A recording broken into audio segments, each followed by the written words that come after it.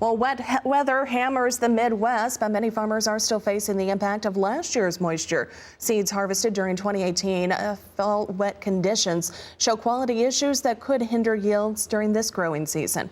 And joining us now with a few ways to mitigate the impact is Kiersten Wise. She's with the University of Kentucky. And Kiersten, thanks for taking the time to chat with us today. So what do farmers need to know about the seeds they'll put in the ground this year?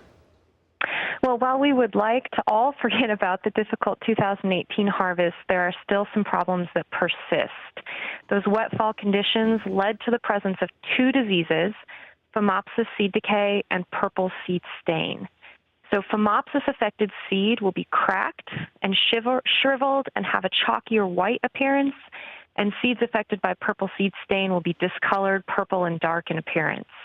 Now, these seeds that are affected by these diseases are going to have reduced germination rates, and this means that farmers are going to have to take extra steps this year to manage that low-quality soybean seed and avoid reduced yields in 2019. So what exactly can be done to maybe minimize the impact? Well, we really have about 3 steps that are going to help with minimizing that impact. And the first is that if possible, seed lots should be cleaned to reduce the amount of damaged seed.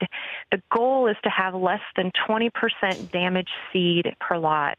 And cleaning seed is going to increase uniformity and reduce the amount of damaged seed planted.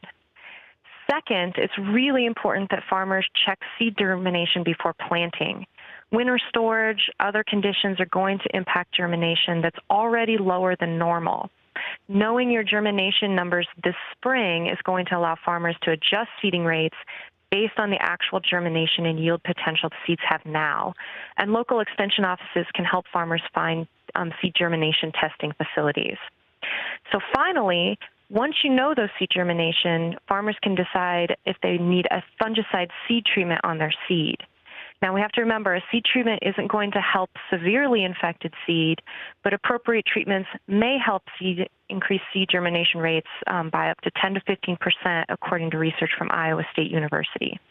All right. And one more question for you. Of course, we're going into at least the start of a wet season right now with a wet spring in much of the country. Is there anything that could be done to maybe prevent this from happening again this growing season?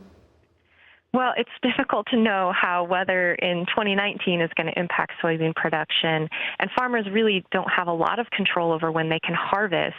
But farmers that are able to harvest soybeans in a timely manner are going to have less risk of seed quality issues.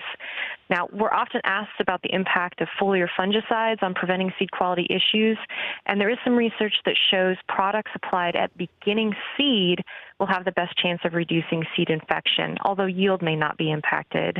And there's lots of resources available if farmers have more questions.